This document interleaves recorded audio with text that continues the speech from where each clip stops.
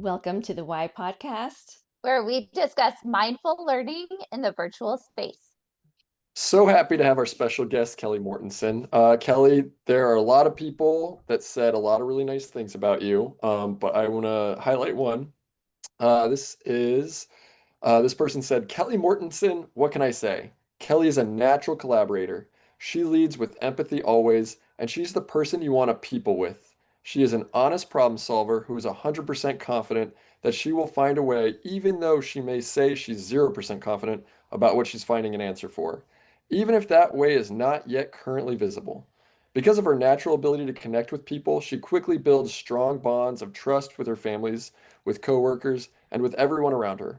Kelly is naturally an innovator and is adaptable to almost any situation, making her perfect for her current role of lead homeschool teacher. In the world of black and white lives homeschool, the gray area full of choices and trust, where Kelly, the empathetic innovator, thrives. We are better because of Kelly. And that is from your colleague and friend, Evan Jorgensen. And I like my favorite part, Kelly's the person we want to people with. It's so true. It's such a wonderful way to capture collaborating with you, Kelly. Well, thank you. So, Kelly, we're going to open it up and start with, can you tell us about your journey to Elite? How did you come to be Elite? I was a classroom teacher for 15 years. I taught junior high math, and 1 year in there, I was a high school math teacher. Um, and then we decided that I was going to leave the classroom and homeschool our kids when my son was in 7th grade. So we homeschooled through a charter school for my son's 8th grade year, my daughter's 7th grade year. That was our first year of doing homeschool. And then I had a friend who had her kids at Elite in the homeschool. And she said, "Hey, I really think you'd love Elite and you should apply to be a teacher of record." And I said, "Hey, I think you're right." Um, and here I am. Well, we're Love so it. lucky to have you. So you've gone through homeschool with your kids, right? And you've gone through this journey of Elite X. When you're initially inviting families to join you on this journey of Elite X, what are the key topics, points, understandings that you want to share with them?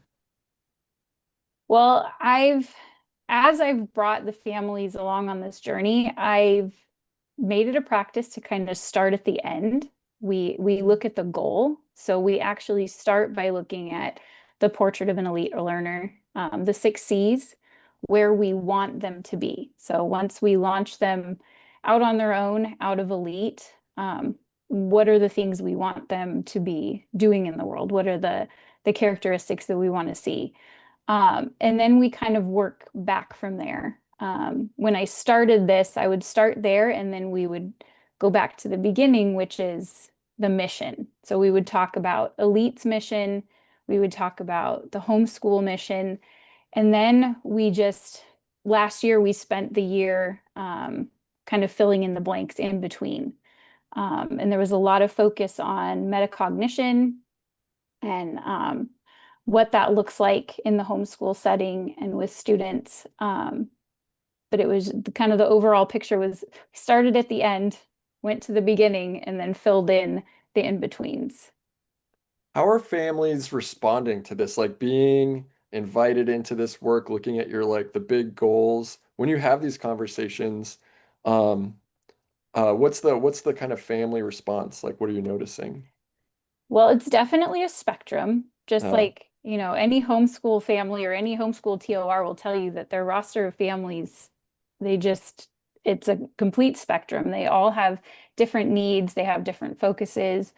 So there were some families that they were gung-ho for it. It was definitely their jam, mhm. jumped right in, and there were some families that it was more of a slow process. There's still some that, a couple years in now, um, it's still a process. But I found a common theme was a lot of families felt encouraged because they recognized in the conversations and in looking at the one pager that leads from the mission to the portrait of a learner, they saw a lot of things that they were already doing. So they saw a lot of their homeschool already in that process. That's like, so you're improving their confidence by acknowledging, hey, you're already doing lots of wonderful things. And I think you're also empowering them by treating them as what they are. They're educators, right? They're educators alongside us. And I think that's really important. It's wonderful that you're doing that with your families. And my question kind of piggybacks on that exactly. How do you empower families to join you in this work? Is there anything I mean, you've already touched on it, but is there anything specific that you do, even especially with those families who are a little more hesitant? Um, how do you empower them? Well, I think one of the most empowering things for families is just listening to them, making sure they feel heard. Um, and so a lot of times there's a common theme of me kind of starting at the end and working backwards. And so with a lot of families who look at these ideas and metacognition and the portrait of a learner and just are deer in the headlights, I find that I have more success if I start with what they're already doing.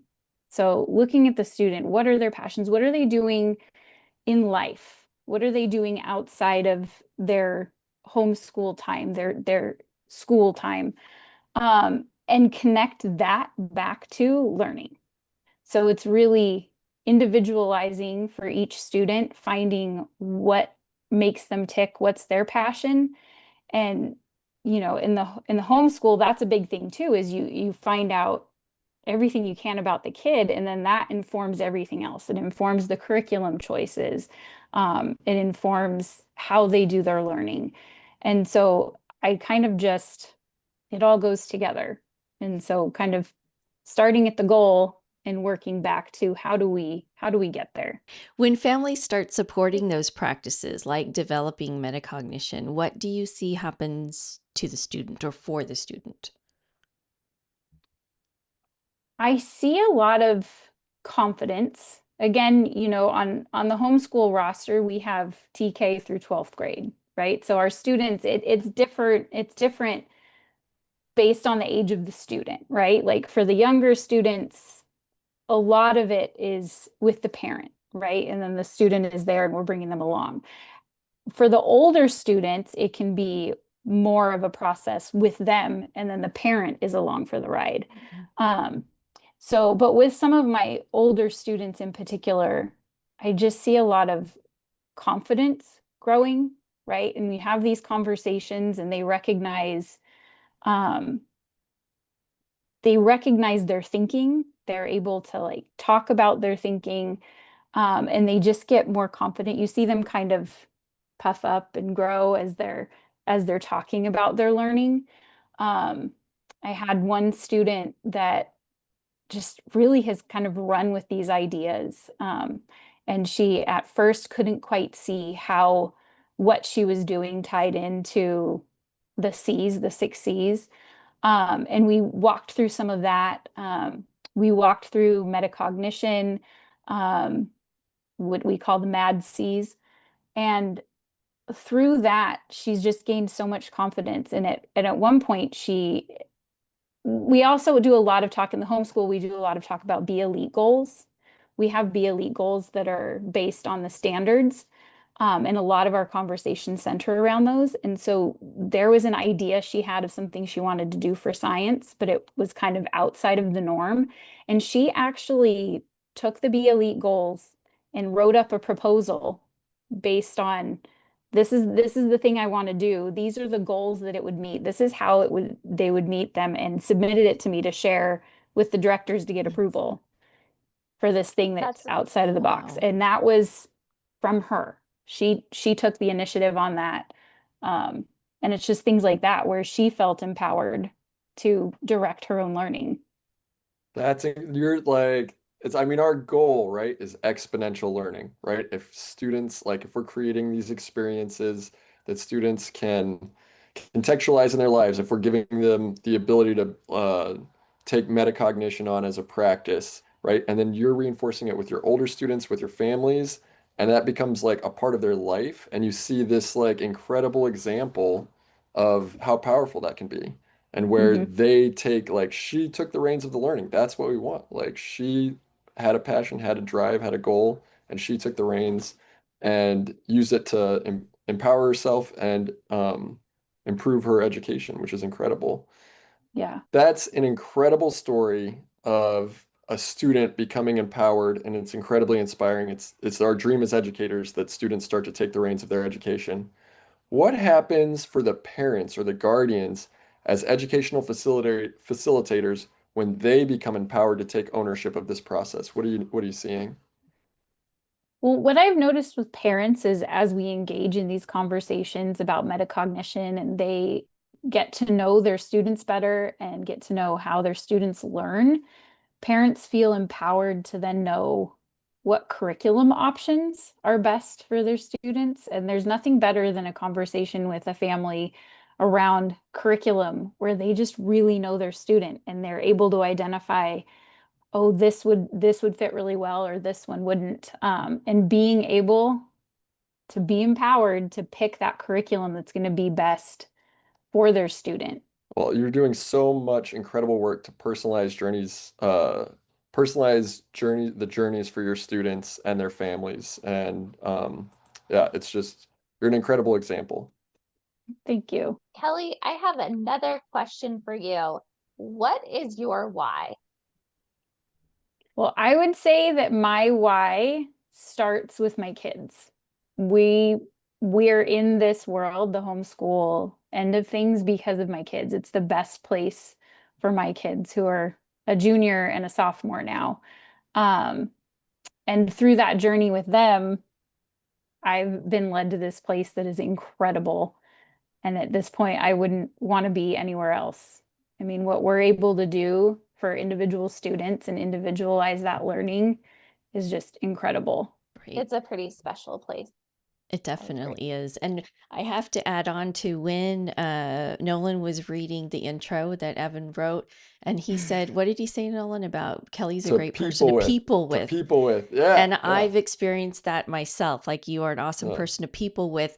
But I wanted to also, I think that's part of your Elite X superpower is that because you are that, you're easy to people with. I think your families are taking your advice and you are empowering them also through the delivery. They're also being empowered through your words and the way that you deliver and the way that you're in it with them. I can, yeah, feel that without even being there. So I just wanted to throw that Oh, in thank there. you. Thank you. Well, thank you so much for being here, Kelly. We appreciate your time. Thanks so much for coming on. Of course. Thank you so much. Yeah. So, my question is when you talked about the one pager with your families, you said, from the mission to the portrait of a learner. Do you show that to your families like as a Yeah. visual or yeah? Okay. Yeah. I thought that might be really, I feel like showing that to them as a piece of Elite X or what we are looking at is kind of like letting them in kind of on your roadmap or our roadmap. And I think that's very empowering for them too. Like, hey, we're all on the same page. We're actually looking at the same thing. I Hmm. thought Yeah, that was it's neat. really Yeah. smart too, how you like frame it in like this is where we want to get to. Yeah. And let's discuss what we can do to get there. You Yeah. knowing everything you know about your child, me knowing what I understand about, or me understanding these aspects of education. Like, how can we take those two powerful knowledges and combine them? Yeah. So I had the one pager, but some of the stuff was hard to read. So like the Mad Seas, Hmm. I Hmm. like recreated that in a chart. Yeah. Um, and my family's had those resources. And so then I had like pasted out last year of over the LP meetings of like this kind of slow release of Hmm. what to introduce and what to talk about, kind of that. But that's kind of what I was talking about at PD when we Yeah. did our little bit was Yeah. the one pager was behind me and Hopefully, I mean, that's the goal here. That's why we have these conversations, is to continue to spread that word, encourage people to Yeah. explore this work, partner up with their colleagues. I know I'm inspired. I have worked with one parent specifically around metacognition, and I 100% saw from your lead, like I was like, hey, like we can take this work to Hmm. families, and I saw how powerful it was. And it really, you do get that exponential because they're working on it at home, then you come and working on it. It becomes an understanding of the kid and they generalize it across settings. But hopefully, people watching this podcast start reaching out to you, reaching out to other colleagues, and start seeing what little ways they can start introducing this work, right? Because we don't want to overwhelm, and it is a big ask, but there are small little things you can do, like having the just Yeah, like that one pager of the 6 C's, like having that become a like regular practice. Like, why yeah, am I not doing that with my family's yeah, True. first Yeah. week of school, right? Like True. that's yeah. something all of us can do.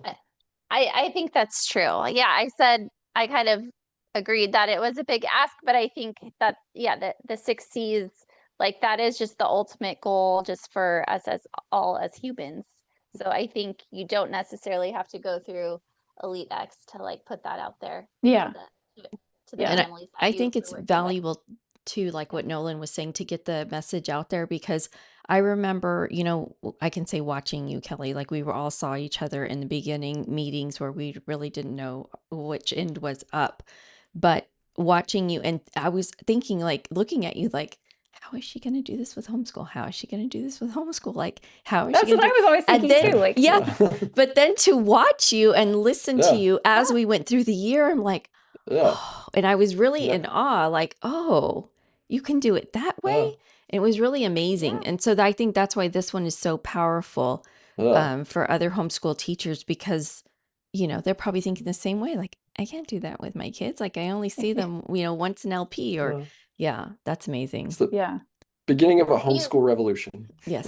Yeah, I think so. I think, and you have this very concrete like roadmap that you're Yeah. using. So Yes. I think of all people, like you are actually the one who could kind of pass the torch like on to other homeschool teachers because Yeah. I think there is a way to we put a lot of hours in, but we can distill that into something that can be carried on throughout Yeah. homeschool, I Yeah. think. And I've seen a big impact in like my homeschool, like right with I've used a Yeah. lot of the Elite X principles with schooling my kids. And I like how you're doing like the slow release too, like making like digestible pieces for the families. Kelly Mortensen, she's doing it. I mean, the Yeah. proof is in the pudding. She's got a student out there that's writing goals for the Be Elite standards. Like that's and making a case for that. Like that's the epitome of taking ownership of your education. Yeah. So She's an yeah. agent of change. We She's got realistic ways to engage families and students in this work that's leading to exponential learning, and it's awesome to see. Her families are all making it their own at home as well. And that's what we really want. I mean, we're yeah. trying to do this for our students and provide the platform. But can you imagine if all of our families felt that way and were empowered then on top of the students, like what you've shared before, Nolan, with Mhm. your parents? So, yeah, that's kind of what I'm thinking now. Like, wow, Yeah. there's a whole nother layer to Yeah. this. Yeah. Yeah. And I think those are the parents, the homeschool parents. They're the parents who want they're seeking out homeschool because they want something different for their kids. They want this quality of their education that we're seeing, like with a student who feels empowered enough to rewrite the standards. Um, yeah, I think those are the families that we want to partner with.